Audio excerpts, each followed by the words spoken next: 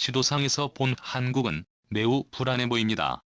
우크라이나 사태를 본 일본 방송은 현재의 우크라이나 사태를 보는 동북아의 시선은 아미야기가 아니라는 의견이 모이고 있습니다. 특히 한국과 일본에서는 러시아가 이웃 국가나 다름없지 더욱 피부에 와 닿고 있는 것입니다. 그런데 이러한 지정학적 위치에서 한국과 일본은 전혀 다른 국면을 맞고 있다고 합니다. 일부 일본 매체 등은 한국을 크게 걱정하면서 앞으로 동북아 최전선이 될 수 있다고 경고했다는데요.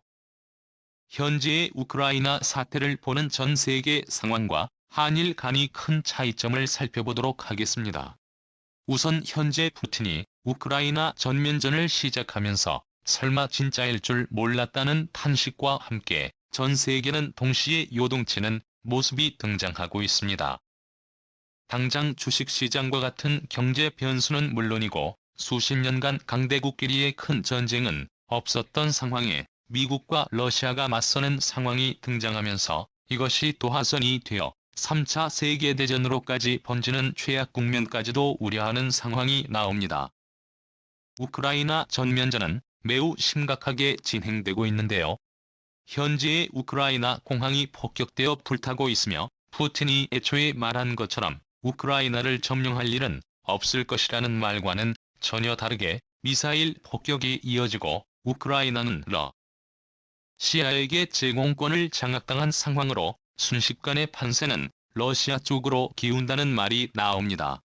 러시아 지상군은 벨라루스까지 포함해서 총 4방향에서 우크라이나로 진격하고 있기 때문에 사실상 서방 군대가 우크라이나에 없는 이상 우크라이나는 영토 절반 정도가 위태로이 보입니다. 온라인에서는 지금 21세기가 맞는 거냐, 혹은 전쟁이 이렇게 쉽게 일어날지 몰랐다면서 푸틴에 대해 강한 비판을 하기도 하면서 우크라이나 및 앞으로 펼쳐질 국제정세를 걱정하는 상황입니다. 특히 한국에 있어서는 이 문제가 다른 나라에 비해 매우 실질적으로 다가오는 상황에 있는 것입니다. 러시아가 우크라이나 침공한 이유와는 다릅니다만 한국은 불과 10여 년 전에 연평도 포격을 맞았으며 당시에 한국은 다시 한번 대한민국이 이 전쟁 위험국이라는 각성을 크게 했던 바 있었던 것이죠.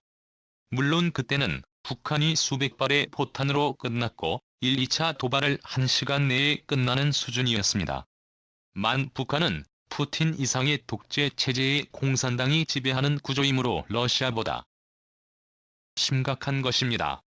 또한 온라인 등에서는 러시아의 태도를 중국과 비교하곤 하는데 중국이 만약 북한이 붕괴될 시에 러시아와 같이 북한을 밀고 들어온다면 한국을 비롯한 미국 입장에서 어떻게 할 것이냐는 것입니다.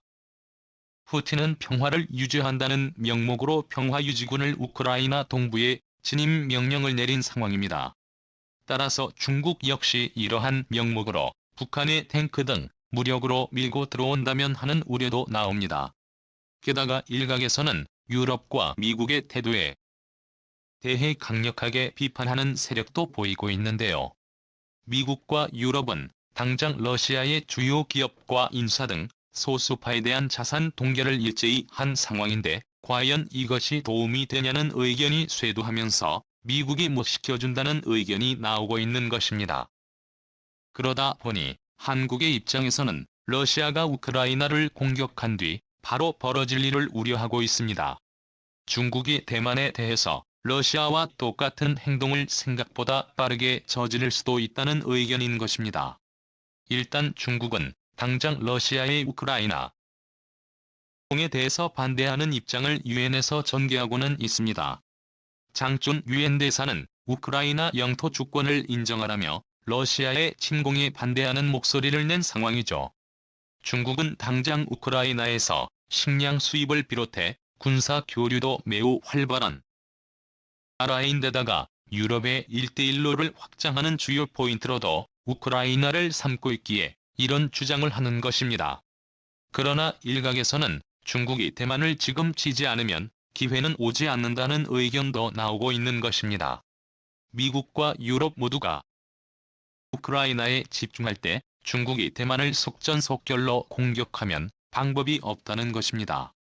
상황이 이렇게 되자 동북아에 속한 일본에서는 즉시 미국 편에서 신속하게 움직이기 시작하는데요. 일본 외무성은 미국과 같이 러시아에 대해 제재에 착수하면서 러시아를 규탄하는 모습입니다. 그런데 일본 언론에서는 이러한 위기 상황에 같은 위치의 동북아 한국에 대해서 비판적인 자세를 보이고 있습니다. 미일 매체는 미국을 중심으로 한 유럽과 일본은 한뜻으로 러시아를 제재하고 규탄하고 있는 상황인데 한국은 러시아의 눈치만 보고 있다면서 아무것도 안 하고 있다는 취지의 보도를 한 것입니다.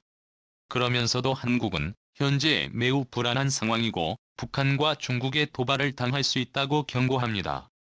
일본은 앞서 논의된 연평도 포격이 일어났을 때에도 한국군이 의외로 약하다라면서 비판을 가했고 마치 한국도 동시에 북한을 쳐야 하지 않냐며 전쟁이 일어나길 바라는 제스처를 취한 바 있습니다. 실제 한국 전쟁은 일본이 가장 바라는 것 중에 하나이므로 내심 이번 러시아 사태가 일어나는 동시에 북한이 한국에 도발을 하거나 연평도와 같이 국제전 수준의 뭔가가 일어나길 바라고 있을 수 있습니다. 그런데 이러한 상황에 한국의 현재 포지션을 드러내는 지도 한 장이 주목을 받고 있습니다. 바로 한국의 지정학적 위치를 나타내주는 지도로 한국은 동북아에서 외롭게 파란색으로 표시되었습니다. 다름 아니라 붉은색은 사회주의 혹은 공산주의를 나타내는 진영으로 한국과는 구분되어 있고 동북아에서 매우 작은 면적에 한국이 푸른색으로 처해져 있음을 나타내는 지도라는 것입니다. 일본은 이러한 상황에 따라 한국은 중국 혹은 북한에 의해 한국의 침공 가능성을 논하고 있는 모습인 것입니다. 일본에서는 위험한 것은 한국 혹은 동북아의 최전선이라고 한국을 표현합니다. 따라서 러시아가 움직임에 따라 중국과 북한이 뜻밖의 한국을 공격할 수 있다는 것입니다. 또한 중국은 유엔에서 우크라이나 영토를 보존해야 한다고 주장은 하고 있습니다만 중국 외교부는 외교부 대변인을 통해서 러시아가 침공한 것은 아니다라고 정반대의 말을 한 것입니다. 따라서 중국도 러시아를 보면서 탄력을 받아서 대만을 침공 준비하는 게 아니냐는 해석도 나오는 것이죠. 하지만 이 지도는 한국의 지정학적으로 매우 불리한 위치로 해석될 수 있지만 정반대로도 볼 수 있는 것입니다. 우선 한국은 한미 간의 60년간의 동맹이기 때문에 우크라이나와는 근본적으로 다르다는 것을 보여줍니다. 가장 중요한 이유로 한국은 미군이 주둔 중이기에 한국에 대한 공격은 미국에 대한 공격이기도 하죠. 게다가 한국은 미국의 요구와 더불어 자체적으로 매화력을 놀라울 정도로 무장하고 있는 상황입니다. 우크라이나는 이제서야 서방의 무기가 조금씩 지원되지만 한국은 무기를 수십조 원대로 수출할 정도로 발전했고 한국 자체를 요새화하고 있으며 북침 전략으로 전쟁 억제력을 가장 강하게 가지고 있는 국가입니다. 주변국이 한국을 공격하면 자신들은 반신불수 정도 되는 각오를 해야 할 정도로 화력이 강하다는 것입니다. 이런 나라와 전쟁하는 것은 누구라도 반대하기 때문에 한국을 공격하는 것은 우크라이나와 비교 불가인 것이죠. 또한 부차적으로 미국과 가장 큰 교역 국가 중 하나로 한국은 미국의 국익과 직결되어 있습니다.